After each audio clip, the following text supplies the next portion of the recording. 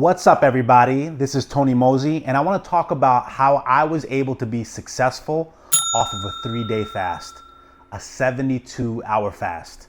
So I've been doing fasts now for about 5 years. I do intermittent fasts of 16 to 18 hours, several times a month.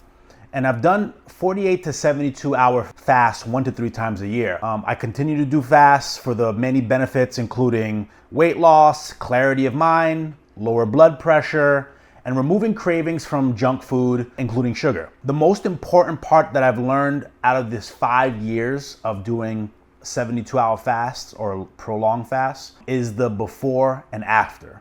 Now, don't get me wrong, in the midst of your fast, it is super important, but really what allowed me to get through the midst of my fast, that allowed me to get through the actual fast, was what I did before and what I did after. So what you do before, it will make you either dread or quit your fast quickly. And whatever you do after the fast will ruin all the benefits that a fast did. So I just want to make a disclaimer. The views expressed in this video are by me, and I'm not a health professional, so please consult your health professional, as your situation may differ from mine. So before I was able to get into a longer fast, like 24 hours to 48 up to 72 hours, we're starting with shorter periods of fasting, right? So I started off with doing 8 hours. Work up to 14 hours, and then I was able to go up to 18. And that's intermittent fasting. Basically, anything below 24 or at least 23 hours is considered an intermittent fast. And then I would do intermittent fasts a few times before I go into a prolonged fast. 2 days before my fast, and this has always seemed to be working, I would consume meat and butter, protein and fat only. So I slowed, I could slow into it the days leading up to those 2 days by eating loads of protein and fat and slowing down on the sugars and carbs, eating little by little. All right. So just by, notice the difference. I've done a day before a fast where I ate just protein and fat, and then 2 days before a fast and doing protein and fat. And the experience in the midst of the fast was just almost day and night. It's amazing how I was able to just easily breeze by a fast just by doing protein and fat at least a couple days before the fast. Now, during the fast, to thrive during my fast, I needed to rely on, I call the trifecta of electrolytes, which is, within your water, consuming sodium, potassium, and magnesium. So these are the 3 things that I would consume that are calorieless, and but basically are giving you that nutrients to help you thrive and go through your fast successfully. So for salt, I like to bring the products that I actually have. But the salt that I have here is called Redmond's Real Salt. I wish this, and I like this because this has 60 plus trace minerals to keep you going. And it doesn't break your fast since there are no calories in it. Another calorie-less electrolyte I take is potassium. And this is in the form of cream of tartar. You can go to your supermarket and find cream of tartar, supermarket brand. I chose to get this one. I don't know if it really matters, but nevertheless, this is potassium. More specifically, this is potassium bitartrate. Nevertheless, when I put in a specific amount along with my sodium, or if I take it right after I have my sodium, I feel amazing. So just to remind you, or at least if you don't know what this is, cream of tartar, it's basically what is made for cakes, the frosting on that goes on cakes. But it has no sugar, it has no calories, it's just potassium. And then for magnesium, to end the trifecta, to seal the deal of that trifecta, I take magnesium supplements, making sure to take magnesium supplements that have no calories, like this one, Neuromag, which is magnesium L-threonate, which is good for the brain, cognition. And then I also do triple com magnesium, which has, magnesium taurate, glycinate, and malate, which helps with relaxing the body, getting you to go to sleep, and just calming down the nerves, and helps with lowering the blood pressure. And I noticed that if my blood pressure was high or if I was anxious, I wouldn't be able to go through a fast. So I think what really heightens the fast is just the lack of electrolytes that you're not getting. So making sure to just consume throughout the day electrolytes in the form of potassium, magnesium, and sodium gets you by, and you actually feel really good. I was able to go to the gym because of it. And then also I would drink in the midst of it as well is a mineral water. I actually underestimated the power of mineral water. Maybe it's because when I was in Iraq, I remember they were drinking that and people were having issues, but not this one, right? I mean, and when you're not, if you're in Iraq, just to let you know, when we were overseas in the sweltering desert, we were also eating MREs. MREs are not the most healthiest of foods. They're just there to get you by, to survive while you're out there, right? But now, when you're fasting and your body needs sodium and the electrolytes, you can safely consume your salt and your potassium, or at least I could, and drink this and be fine, right?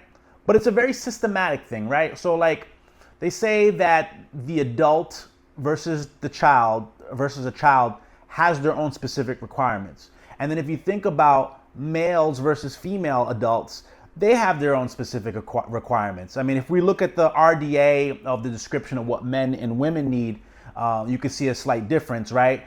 But I have a belief that most people are eating more sodium even when they're just consuming, and not as much potassium. And I would love to make a video a little bit about potassium and how that has been such an effect on me, especially since I had been diagnosed with high blood pressure some years back and going on the fast, and then also not eating sugars.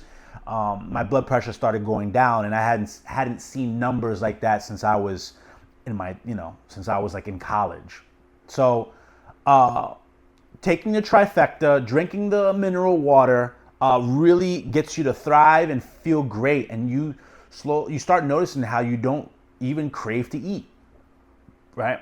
So my take is to consume it anytime I felt thirsty, had cravings, felt tired. This is basically the body's signal that says, hey, I'm craving for electrolytes. So I made sure to consume them throughout the day. And this is also something that you should think about too when you're just regularly eating food. If you have headaches, if you wake up feeling tired, if you want to go jump for the coffee, which by the way, coffee's not even that good, for you.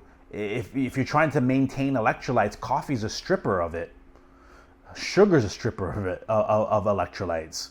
So if you feel tired, you feel anxious, you feel whatever, you need to be consuming your electrolytes. If you go to the gym, if you sweat a lot, if you exert energy, you need to be consuming electrolytes, whether you're on a fast or not on a fast.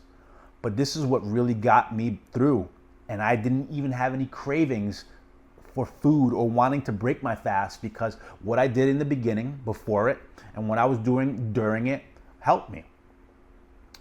So here's how I do things as well when I'm on my fast. While I'm on my fast, so day one, I'm doing a heavy exercise because I still have food that's still in the stream, that's still trying to digest, and nutrients that are in me that I can utilize while working out. So I do a heavy workout on day one, 24 hours. Day two, 48 hours, I do a moderate workout. So that workout is 10,000 steps, walking on a treadmill, and then I do light weights, right? So that's that, I'll do like 3 or 4 different areas of my body as a lightweight workout.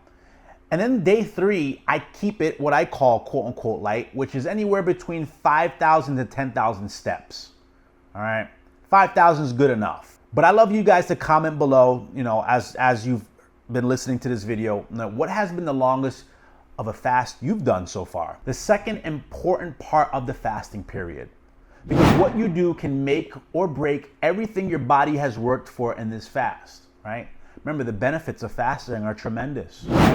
You are clearing out old, debris and old cells in your body and making way for new cells so that it could function and allows you to think and move a lot more effectively, right? You clarity of mind, besides the weight loss, but clarity of mind, taking away visceral fat, increasing immune system, a lot of great things, decreasing inflammation, a whole host of positive things that go on within the fast. And by consuming junk right after it, you just, granted, yes, you are still, or at least I noticed that, sure, I can still gain a lot of great things from it, but why don't you just continue and just wait at least a few days after your fast to then start consuming whatever you want. So let's talk about each time I consume what I considered as a meal, right? So for my first meal, I'm holding the DJI Pocket 2 stick, kind of the selfie stick right now as I try to talk to you. But so for my first meal, I had 8 ounces of bone broth, right? And this is the company that I use, Kettle and Fire, all right? Kettle and Fire bone broth. I know Thomas DeLauer talked a lot about it. This right here has, of course, it's just all in bone broth, grass-fed, water, beef bones, onion, carrot, celery, parsley. They make so many different versions of it. I normally like to do the beef, and then, depends unless I don't have anything else, I will do maybe the chicken broth. But the beef seems to have what I need, and I really feel great getting out of the fast.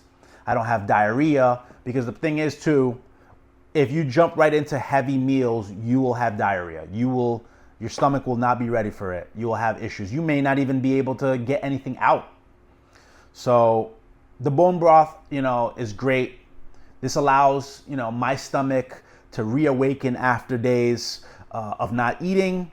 It helps with coating the stomach, juices, so that I can start digesting real food. I'm just gonna put this over here.